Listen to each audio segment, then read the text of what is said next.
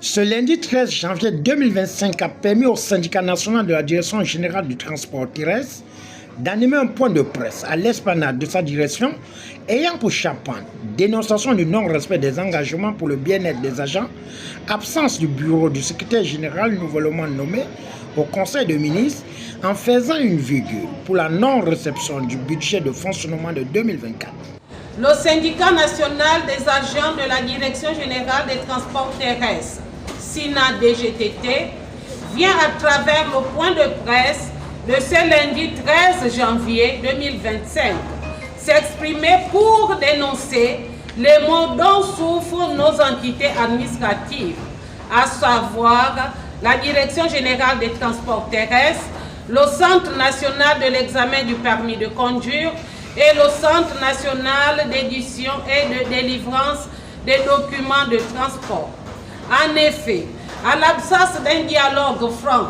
tant avec les collaborateurs que les partenaires sociaux, à l'exemple du secrétaire général du ministère qui jusque-là n'a toujours pas de bureau, mais qui squatte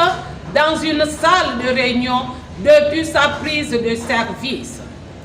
Pire, les missions et prérogatives du secrétaire général sont arrogées par le directeur de cabinet du ministre. Il y a la situation du chef de service administratif et financier de la DGTT suspendu temporairement par le ministre depuis plus de 8 mois, alors que ce dernier, CESAF, a été nommé en Conseil des ministres. Là encore, on observe une entrave à la déontologie administrative. Concernant le plan réglementaire, il est constaté la volonté manifeste de Monsieur le ministre de ne point faire aboutir les 2 projets de décret de la DGTT, notamment le projet de décret portant attribution et organisation de la DGTT, le projet de décret portant modification du décret numéro 00864/PR/MFP du 20 août de 1980, fixant les statuts particuliers des fonctionnaires du secteur transport. Les 10 textes pourtant transmis au cabinet du ministre depuis le 11 octobre 2024 et qui jusque-là ne sont toujours pas entrés dans la procédure d'adoption, transmission au secrétariat général du gouvernement puis en Conseil des ministres. N'ont pas bénéficié de budget de fonctionnement en 2024, pourtant voté. Où est passé ce budget de fonctionnement alors que nous sommes dans l'ère de la restauration des institutions? En outre, on note un dysfonctionnement notoire marqué par l'insuffisance et l'absence de postes de travail, mobilier, équipement, outils informatiques, l'absence de consommables, imprimés spéciaux et logiciels appliqués,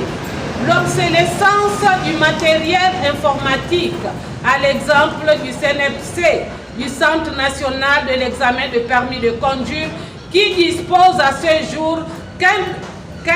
d'un ordinateur pour le traitement, la saisie du permis de conduire pour l'ensemble du territoire national.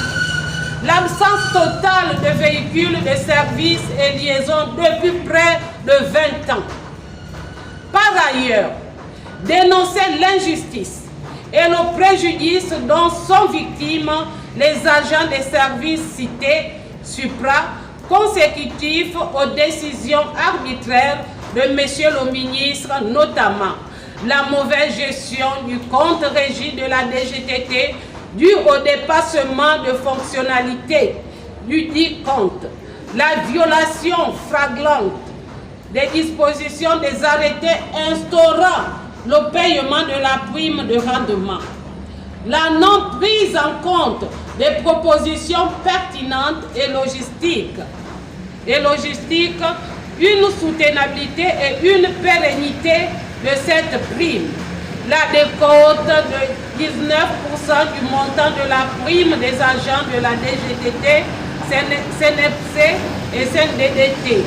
créance créée par la décision injuste de M. le ministre. Ainsi, face aux facteurs qui précèdent et maintenant la prime du 4e trimestre 2024 qui vient s'ajouter au climat délétère, sans cesse perceptible, pouvant conduire